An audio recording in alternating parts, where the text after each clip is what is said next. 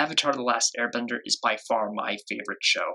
Its story is compelling, its characters are well written, and its themes have stuck with me ever since first watching it.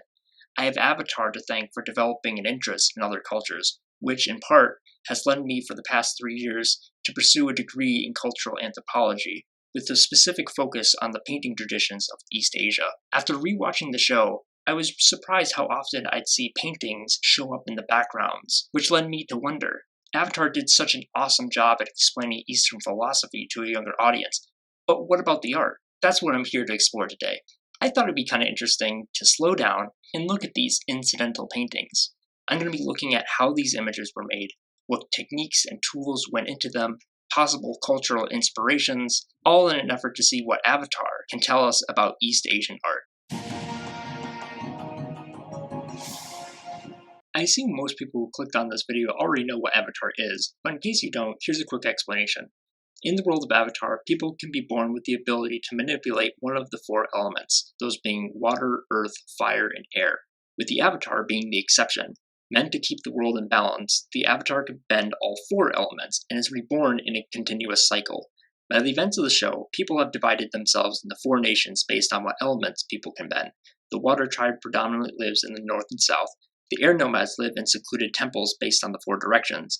The Earth Kingdom occupies the large eastern continent, and the Fire Nation lives on a volcanic island chain to the west. A little over a century prior to the show, firebenders realize that they can power steam engines by legit waving their hands in the air, and so quickly enter into an industrial revolution. Under the guise of wanting to share prosperity with the world, the Fire Nation began a brutal war of expansion and colonization into the Earth Kingdom. The Fire Lord, the leader of the Fire Nation, realized that the next Avatar would be an Airbender, and would likely try to stop him. So he wiped out the entire Air Nation so that the Avatar couldn't be reborn. Did I mention this show is rated Y7? However, he was 12 years too late. The new Avatar, Aang, ran away shortly before the attacks on the Air Nation could start, nearly drowning at sea and unintentionally freezing himself in ice for 100 years. He's later found by 2 members of the Southern Water Tribe, Katara and Sokka, and the 3 of them go on a long-winded journey to stop the Fire Lord and save the world, in perhaps one of the greatest children's television shows of all time. Okay, got it? Great. We're introduced to our first normal painted objects in Episode 4, the Kyoshi Warriors. After leaving the South Pole and visiting the Southern Air Temple, Katara, Sokka, and Aang make their way to an island off the coast of the Earth Kingdom called Kyoshi Island, so named after Kyoshi, one of Aang's past lives. What was this about again? Painting? Oh yeah. In this scene, Aang and Katara are eating in a room that has a folding screen in the background. Folding screens are one of the several forms East Asian paintings can take, along with hanging scrolls, hand scrolls, album leaves, and decorative fans. I'm sure they're familiar. Usually, though not always, a folding screen is a single image that's broken into tall vertical panels, like the ones we see here. As for the image itself, the painting is a landscape of sharp peaks surrounded by clouds, not unlike the ones seen in the previous episode. We see a central peak looming high above the foothills. Color is sparse, mainly sticking to sepia tones with light streaks of blue in the sky. Clouds appear to be drawn with white paint. At first glance, this appears to be nothing remarkable, just clouds, hills, and nothing else. But in reality, the landscape uses motifs that suggest it's of an older style. We can see one of these motifs when we look more carefully at the clouds. We see that they're drawn with a distinct spiral pattern called a xiangyun. It's that famous Chinese-Japanese cloud motif, and it's really old. We have examples of xiangyun all the way back from the Shang Dynasty, which we see repeated here. Another thing to note is that the clouds themselves are painted white, which also suggests that it's replicating an earlier style. We see in landscapes of the 5 Dynasties period and onward that mist and clouds would be rendered by the absence of ink. Artists could achieve depth in space by diluting ink with water to lighten the shade, applying wet ink to a wet surface for it to spread out as a gradient, loading the brush with different shades on different areas of the hair, or layering ink on top of each other with multiple washes. But it's not just the clouds that make this painting look old. The hills suggest that the landscape is of an earlier style too. Notice how the mountains themselves can be broken into a main peak with smaller sublayers within it, forming a shape not unlike nested bowls. By at least the latter half of the 10th century, the interior and exterior contours of the mountain would connect, forming these Y-shaped junctions. This has allowed for overlap and creating a sense of recession into space, in addition to helping the eye travel from bottom to top. This is what the American artist Henry Lee calls the dragon spine technique. Given the way the clouds are drawn and how the peaks are arranged, this screen reminds me somewhat of Emperor Minghuang's Journey to Shu, housed in the National Palace Museum of Taipei and composed by an anonymous painter from roughly 600 to 900 CE. The painting shares similar features to the ones we've been looking at. Zooming in, we find similar inclusions of Sangyun-like clouds painted in white against the silk background. Also notice how the contour lines don't build up on each other like the dragon spine technique that we saw.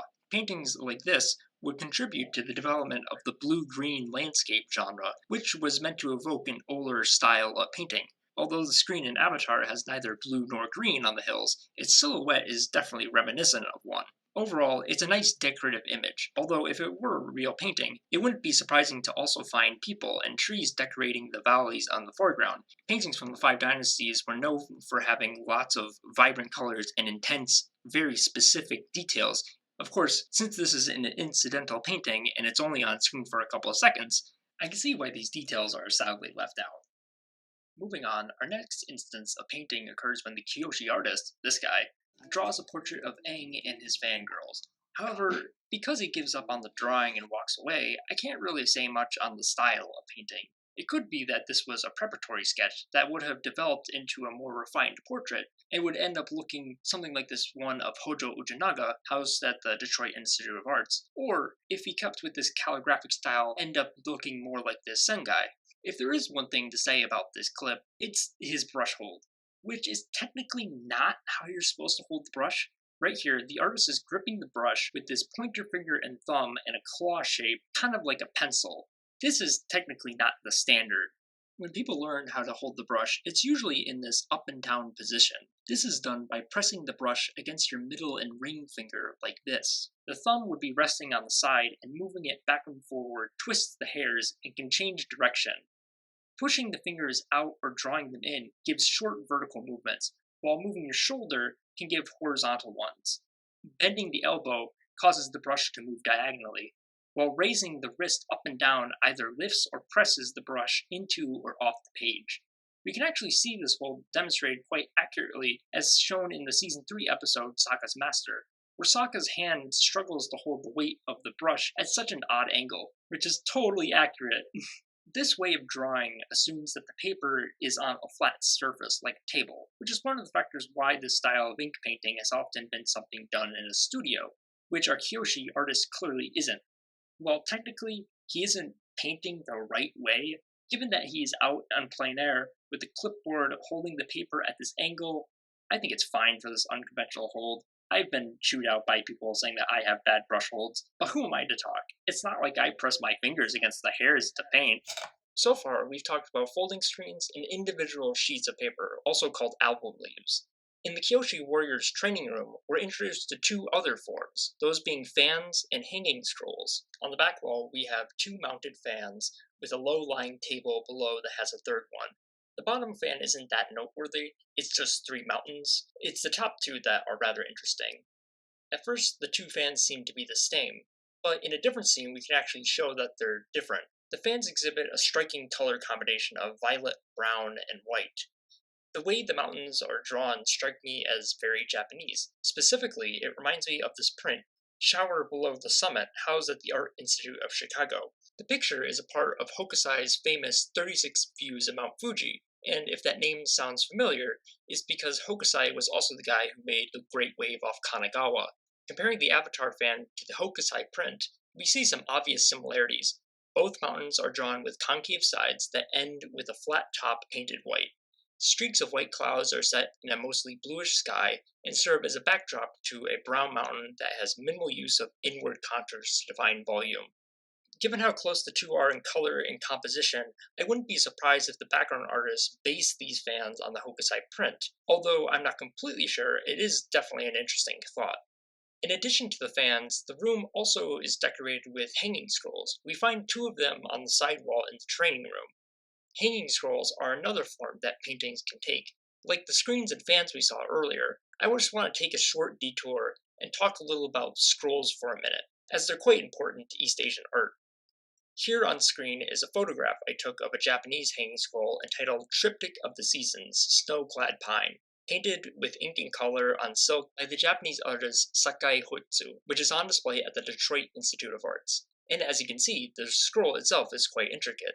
The British Museum did an excellent video on the process of making a hanging scroll, which I've linked in the source list below, but I'll summarize it briefly here. Once a painting is made, it's flattened and glued onto a backing sheet of rice paper to increase its strength. From there, layers of silk are glued together to serve as the matting that the painting will eventually go on. Once the silk layers are bound together, smaller layers of silk are cut to layer over the matting and act as a border to frame in the main painting.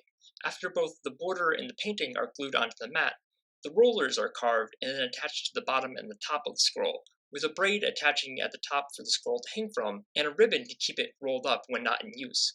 I take this time to explain hanging scrolls because now when we look at the Avatar one, we can understand what's different. Comparing our real-life example to the Avatar one, we can see that it's missing this silk backing. Essentially what we're looking at is just a piece of paper attached to two dowels. As far as hanging scrolls go, this is very unconventional, but its oddities don't end there. Another odd thing about these scrolls is their use of color. What we have here is a quiet scene of mountains and a waterfall, done in purple, white, yellow, and light blue pigment. White paint is used for the mountains, which appear to have been drawn with the same nested bowl contours that we saw in the folding screen from before. It's done quite effectively in capturing the wrinkles of the rocks. We also find white used in the rushing of the water and the mist kicked up by the waterfall. We find yellow used to represent clouds in the distance and provide a pleasing contrast to the purple sky. A yellow circle in the right image might be the moon, partially obscured by a cloud. Overall, the colors suggest that these are nocturnes, which, if it's the case, would be quite odd. I've never seen a hanging scroll look like this. Night is conventionally depicted by darkening the top section of the sky with ink, as seen in this Five Dynasties example. I've seen contemporary Chinese artists paint the night sky blue instead of darkening it with ink. However, it still doesn't match what we see in the show. Not exactly. The whole thing appears to be on a uniform purple background with opaque colors added onto it. Although outside the realms of East Asian painting, I find the overall color composition to be very similar to the Codex Argenteus or Gothic Bible, written in the 5th century CE. We see the same purple background with white and yellow accents used. If we were to see this hanging scroll in real life, I think it might look something like this, with a dyed purple background with opaque colors added on. Compared to the screens, leaves, and fans that we've looked at, these hanging scrolls are the least like their real-life counterparts.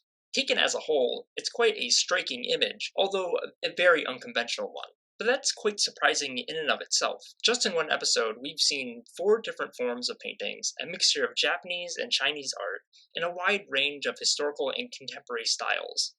It's quite impressive for objects that you only see for a few seconds. So, to tie back to the original question in this video, what can we learn about East Asian art from Avatar? Quite a lot, actually. Are they completely accurate to real life? No. But, as the show goes on, the paintings resemble more closely to their real-life counterparts. If you found this video enjoyable and you would like to see me talk about them more and explain more aspects of Chinese art, please let me know by leaving a comment. And if you'd like to see the art that I make sure to follow me on Instagram at Liam Berrigan. I put a link in the description below. You'll also find all the sources that I've used for this video, as well as links to further reading if that interests you. Without further ado, my name is Liam, and thank you for watching.